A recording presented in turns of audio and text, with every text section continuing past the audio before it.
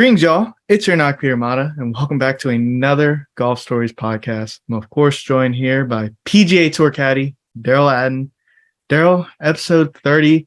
We're a day late, but for a very good reason. I mean, typically we like to do our pods, if anyone didn't know, on Tuesdays. Tuesdays have been that's the ideal day for, when I'm on the road. It's just, I'm settled in and you're normally just low key. And yesterday there was a 10:30 a.m. text to go play Cypress Point, and I had to literally drop everything for a 3 p.m. tee time. So it's better than expected. So if there's any opportunity for anyone, you drop your plans and you go. Absolutely. Yeah, no, I said no worries. We were planning to do our usual thing, but I was like, just go, man. Just go. That's a bucket list item.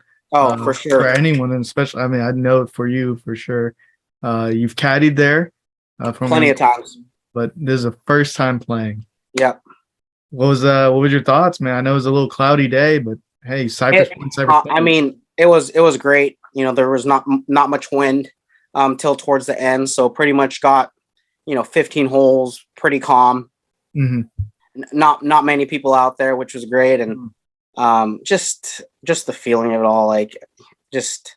I've caddied there so many times. There's been plenty of opportunity to play, but it was either if I was on the road or it'd be after caddying there. And like the last thing I want to be doing is playing golf after I just caddied there. Yeah. So it worked out last minute. Like I said, I was practicing. It was just a practice day. I've been playing a lot of golf lately, really. And so I just practicing my normal routine, and literally 45 minutes in, and like, hey, we can play this afternoon. So I'm going. Yeah, like the first alternate, ready to go. Let's go. Exactly. Basically, yeah. Yeah. So it was unlikely too, and it happened.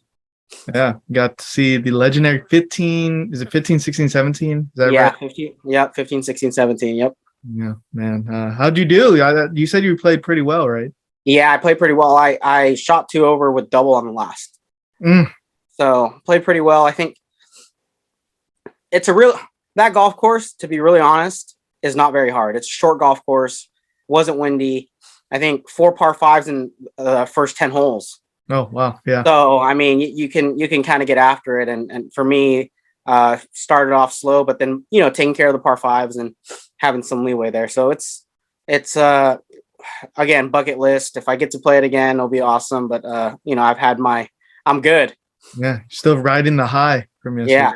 Yeah. Some history. I know we were talking about this earlier about was it Ben Hogan? Ben Hogan holds course record like 63, and they don't have any stroke play events there. It's always match play, so it's just an unwritten rule. You don't go out there and break it. Yeah, I've heard like Phil might have been close, but picked up and picked up and got out of there. And Bryson's been close, supposedly, I hear, and you just don't do it. Yeah, they pay their respects to the Hawk. That's pretty cool. Honestly, I didn't know that until you had told me that. So it's a pretty cool little fact for those who didn't know. But man, that is such a cool thing, man. I mean, obviously I've done Pebble Beach, but I've never done Cypress. And that one's, I mean, some people say it's the views on 15, 16, 17 are better than Pebble. So it's in that same stratosphere. I mean, I'm biased. As you would be. Yeah. But yeah, man, glad you got to get some golf in. It's been wet and wild here in Louisiana. I actually got a few dry days the last few days, but been busy with work. But man, at least one of us is getting some golf in. Yeah. Yes, indeed. Of course, those who are getting some golf in is the PGA Tour. It's the playoffs, baby. FedEx St. Jude Championship in Memphis, TPC Southwind. Our boy Will Zalatoris finally pops the seal. It was well earned, man. 3-hole playoff. Every shot was critical, and especially that little shot on the little par 3 there. The ball went right up against the lip of the grass, I guess, and almost went in the water. And then Sepp Straka went in the water after saying that. Still great up and down for Zalatoris to get a bogey there. Thoughts, Derell? What do you think, man? I mean, the leaderboard was shaped out how it was supposed to be. It's just ball striker's paradise, and the cream of the crop was rising last week. For sure. I know I know it definitely helped the first couple days. I don't know what they did Saturday and Sunday, but the first couple days they did lift clean in place. So it definitely helps the ball strikers even more. And if you're hitting the fairways, it's, you have a easier chance. Very glad for Willie Z. I mean, he's been knocking, and watch that playoff. Cool to see both, tension. It's the playoffs. Like both, it could have went either way. Like there's moments I was like, Sepp's gonna get it, Willie's gonna get it. Like it was never one guy like almost owning it. Yeah. And definitely love seeing that. Will, obviously knowing what we know, did the right thing with the drop. I seen a clip, I guess the next day, that somebody tried to hit it and it went back in the water. So it's hard because as a pro, you think you can do it. I seen a little mini interview of his caddy, Joel Stock, that, he was saying that basically Willie thought, they're pros, they have their name on the bag. And it's hard sometimes. I mean, I've been in that situation with a pro, and they're good. They're professional golfers. So granted, they probably could pull it off, but the percentage of, the moment and whatever, like you never know. And so it was just cool to see, Zalatoris taking his medicine and, taking care of business and going about it that way. It was, like I said, cool to see. He's been knocking, and not surprising on my end. Yes, indeed. Yeah, I've honestly never seen. I've seen lies like that, but in that situation where it's bounced 5 times and ends up right there, and yeah, I mean, the thing is, it's so close. It's like 20 feet away. You literally just have to move it a foot, especially after you've seen, Yeah, you never know. Yeah, so, but it's just like, yeah, you just don't know, and at least you don't lose it if you go and take a drop like you did, and you end up winning it. So it worked out perfectly for him. Yeah, very happy. He's been knocking on heaven's door there for quite some. I mean, it's been 2 years, honestly. It's his second year on tour, but when you put yourself up there so much, it just seems like, oh man, is it ever going to happen? But wouldn't be surprising if he goes on a Scheffler streak, or what Finau's been doing lately. Because I mean, he certainly has been putting himself there, and he's got the talent, and now he's got that confidence that I can do it. What are they going to say now, as he said? Yeah, love it. I absolutely love it. He drained literally every clutch putt that he needed to do, and it was well earned. I mean, I guess it's sweeter that way. It's well earned. I was surprised Sepp Straka. I picked Kurt Kitayama last week because of he plays good on hard courses, and of course, who won at the Honda was Sepp Straka. I would have picked him, except he's got 6 straight miscuts going into it. So just interesting to see that. Always interesting in golf. We can play our worst stuff and then be one thing away from being our best stuff. So, and it's interesting. This is a tough course. Deep Sea Southwind is a tough ass course. And the last 6 weeks, I would gather to say it's those are easier treks, and especially like on links golf. Any thoughts on that, or any other contenders, Derell? I mean, it was tough to see my boy JJ Spawn. Definitely was rooting for him just from a personal standpoint. Tough to see, but it just goes to show you, like, it's hard. It's the playoffs, man. It's the FedEx Cup. Like, you're playing for a lot, so it happens. But I think at the end of the day, if you keep putting yourself in positions like those, like you're gonna get through. Like I said, Willie Z been putting himself in position. You're gonna close eventually. So just keep putting yourself there. Perfect example. So, it was cool to see JJ Filipino trying to put himself up there on a kind of a big time event. And again, another guy who plays good on tough courses. I mean, this was a tough one. So a lot of good contenders. Adam Scott, I think, caught my eye. He's starting to round into some form. Cool to see him kind of getting back up there. Tony Finau's continuing his hot streak. Always just getting playing hot. And your pick, Morikawa, did sneak in there a little late. I thought he was trying. He definitely was trying. Yeah. And then my Burns and Riley kind of middle of the pack at the end of the day, but they were kind of there. So the leaderboard was shaped properly, I would say. So really cool to see the first playoff event down. Guess we'll turn the page to the next playoff event, the ever faithful BMW Championship. That seemingly is just, I think it's the only FedEx, I guess, other than the Tour Championship, that's been there. It's a consistent staple on tour. Last year was in Maryland, I believe, with the duel with Cantlay and Bryson, and Cantlay end up prevailing, escalating to the Tour Championship, where he ended up winning the FedEx Cup. What are your thoughts on this course? Of course, I don't think you've been there. No one No, field has been there. yeah, this one's a new one. It's also nice. Like, granted, I mean, I'm biased. Like, TPC Boston, BMW is always, a soft spot for me because I've been there and have had success there, and I like Boston area. But it's cool to see that the BMW is, changing it up. And like I said, know nothing about the golf course. Haven't even done any homework, so I'm just going on a whim this week and going from there. But definitely, it's cut down to 70, so definitely gives our chances better.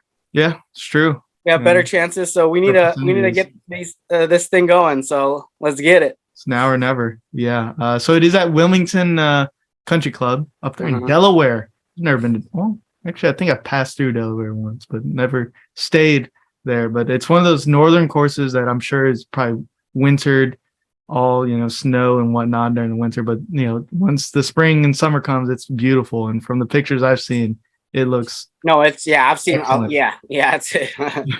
and again, PGA Tour, they're typically in amazing courses. They just don't go anywhere. Yeah.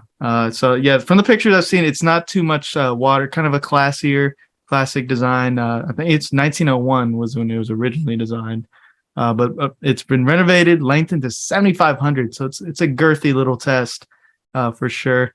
And yeah, I don't see too much water on it, so I think this is gonna definitely favor kind of the bomb and gouge, I would imagine.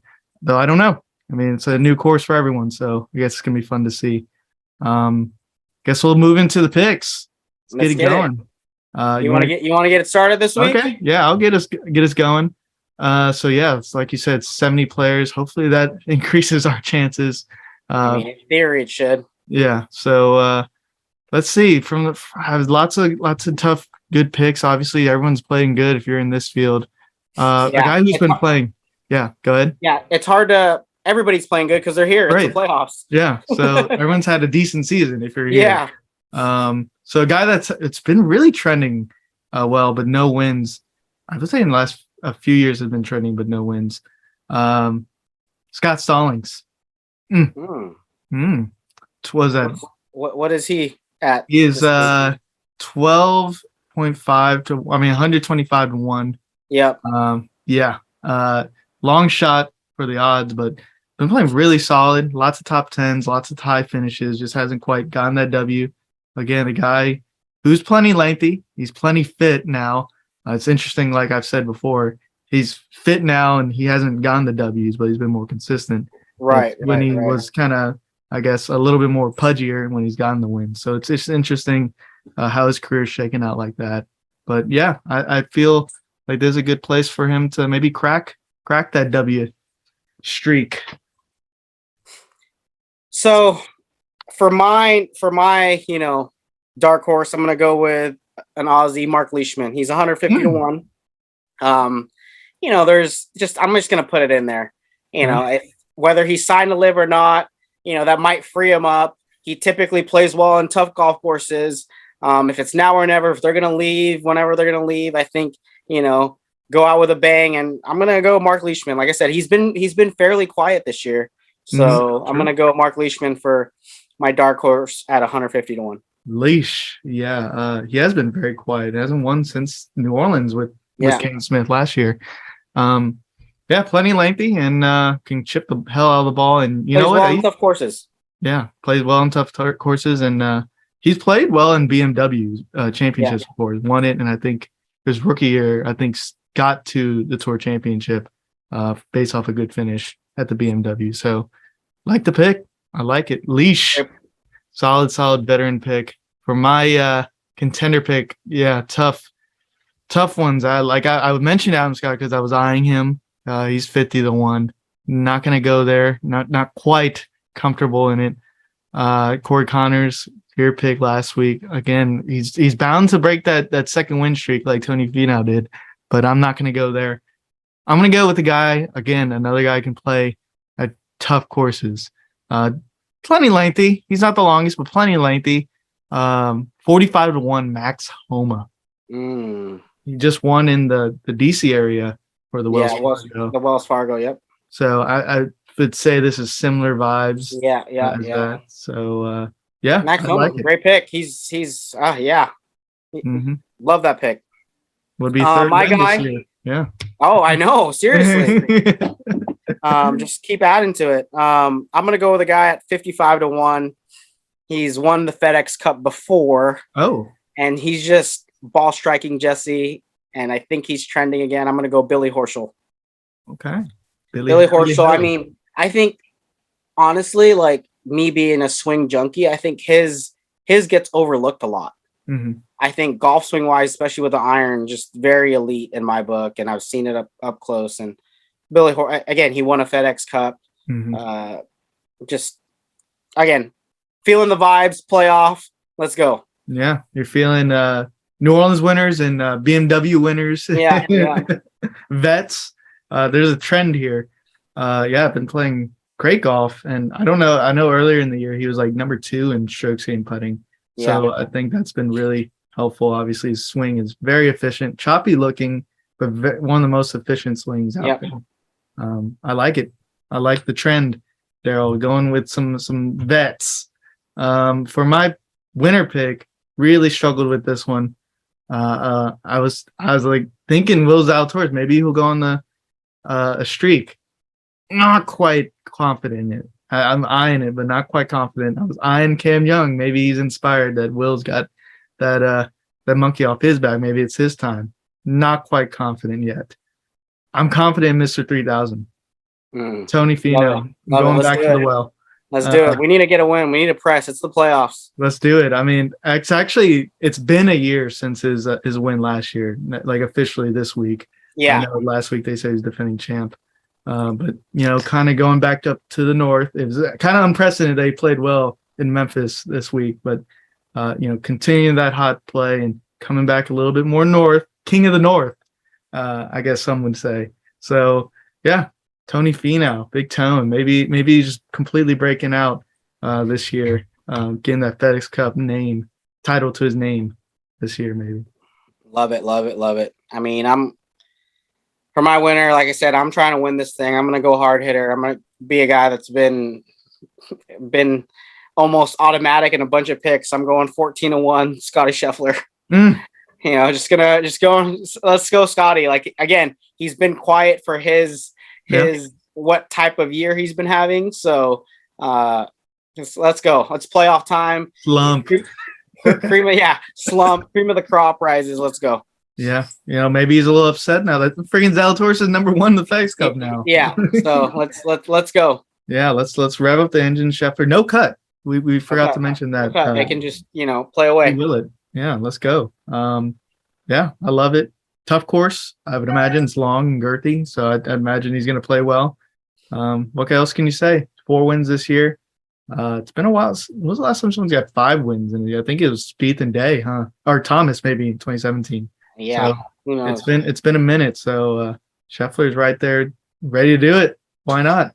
I like it. Get the green jacket winner, a FedEx Cup. Yeah.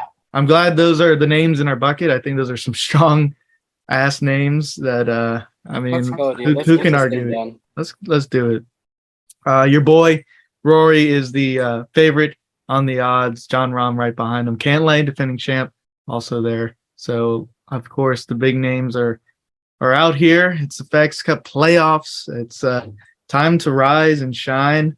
Some big stars that came out that aren't playing though. Mr. Tiger Woods and Mr. Ricky Fowler made the trip up there for a little players only meeting, like it's basketball or football or something. They met with some of the top players and discussed the ongoing stuff with the PGA Tour versus LIV and things like that. It's been very secretive, but very interesting. Derell, what you think of all of that? I think honestly, it's rough to do, but it's a good thing, I think, for everything. Like I said, they're just trying to make things better and just move forward. And when you see guys like Tiger really being involved, it shows it means a lot. And they want to do whatever it takes to, make people happy. And I think what I've heard a little bit in the rumor mill is just they're going to do like a salary. Basically, guys are going to get some sort of salary per year, which is good. So at least you start the year with X amount of dollars. Yeah. Whatever that number is. So at least it kind of helps. on expenses and stuff like that. And I think that's honestly, like, me being around it, like, I think that's been called for. I don't know what the number is, but at least something's better than nothing. Right. And so again, with Tiger being involved, I think everybody listens. And so now I think he's at a role where he's like, I'm not playing as much. I want to give back to a game and, all this stuff. So I think overall it's been a good thing. Yes, indeed. So, That's interesting. That's kind of breaking news almost, but I mean, yeah. I would imagine. I mean, it's been talked about though. Salary, of course, that's what Liv's pretty much doing, giving. Right. Exactly. I don't think it's going to be as high, but I mean, giving them. But I think everybody's gonna. Everybody's gonna. 500,000. I mean, that might be even high, but like something like that. Well, I heard that was the number. Oh wow. Okay. Well, there you go. So, but like I said, it's just rumors, and I heard the number's 500,000. But I heard if you made 500,000, you don't get a salary. Okay. So it helps the struggling players. So say if you made 250,000, you'd get 250,000. Mm-hmm. Right? You get the difference. So at least it helps you for having a bad year. You can kind of, cut expenses and stuff like that. But obviously if you had a good year, it's irrelevant. It's not needed. Yeah. Right. Sure. So I think, like I said, there's a lot of different things they can do, and I'm just glad they're doing stuff like that. Yeah, it's open-minded. It's I know some of them, I mean, maybe they're not saying it, or probably a little unhappy. I know Ricky has said he's kind of just unhappy a little bit with how PJ Tour and Monahan has handled the whole situation. So I'm sure that was kind of addressed in the meeting a little bit. It's their tour. They're the top players. I mean, Tiger's obviously the top dog, and it's his legacy. So I understand what he's doing. I don't know how much it's going to be effective, but I do appreciate it, and I think it's appreciated all around by the other players that he's at least taking some action for himself, protecting his legacy. It's 82 PGA Tour wins and made all that money over his career, so it's very understandable and good. It's a good thing that they're trying to do something, to address it. But yeah, it's going to be interesting how it shakes out. I think LIV is not until a couple of weeks, so we don't have really anything else. No other players are jumping other than the rumored ones after the FedEx Cup, so that's a little bit wait and see. But yeah, anything else, Derell? Have you been to Delaware? You've caddied in BMW Championships? Yeah. I haven't been to Delaware at all, and like I said, the playoffs is just a different vibe. It's good that it's 70 players, less people. Typically, if it's 70 people, you're probably going to have caddy parking on site. No shuttles. So like the little things, and it's just nice to not have as many people, because 70 players, 70 caddies is 140. So imagine 150 players and then 150. That's 300 people. So it's just nice to just be able to walk around and do your business, and just, I think the biggest thing, what I love about it, is you can go out and just go play 4 days. You're not playing the 2 days trying to make the cut. You can just whether you start out hot the first day, you have 4 rounds to kind of get it together and just see how it rolls, which it's a good feeling. Yeah, for sure. I mean, it was a cut last week, but Will Zalatoris started slow. Now everyone can pretty much feel that way going into this week. But yeah, that's good. It's a playoff event. I know you feel the pressure, of course, as a player and caddy coming down the stretch if you're trying to get into East Lake. I mean, I guess, do you have any experience with that and talk about that? No, like you're talking about East Lake, right? Yeah, well, like kind of just the pressure of like you have a chance to make it to East Lake. Well, I mean, my one opportunity was a tough one. I mean, I don't know if I've told the story on the podcast. In 2017, me and Mac, where I basically had my flight booked, and he needed to shoot even par the last day, and it was basically either us or Xander. And Xander goes, I think, 6 under through his last 8 holes, and obviously kicks us out, and we shoot 75 and not go to East Lake, and obviously ended up Xander winning East Lake. And who won that? Xander. Yeah. So it's the chain of events, and we shot under par every day. So it was like, no, you had no idea that it would ever do that. So it's golf, and I think at the end of the day, you learn from it and you get better from it. But yeah, I was really like pumped to go to East Lake, and just to, just the par three, just the history that you've seen about Eastlake, and so FedEx Cup and yeah, that was my only opportunity that I've had so far. So until then, we'll try to keep grinding away at it. Yeah, it's a real pressure cooker for sure. I mean, this means for the players to try to. I mean, there's a lot of exemptions on the line if you get in the top 30. Oh yeah, all the WGCs and majors, and it's definitely it's a good thing. Yeah, so it'll be interesting to watch this week. Lovely, always talking with you, Derell. Audience members, you know what to do. Comment below who do you think's gonna win. Your thoughts on LIV or anything like that. Thoughts on Will Zalatoris got his first win. So yeah, anything is possible. So you know what to do, guys. Like, subscribe, comment below. Your words mean something to us.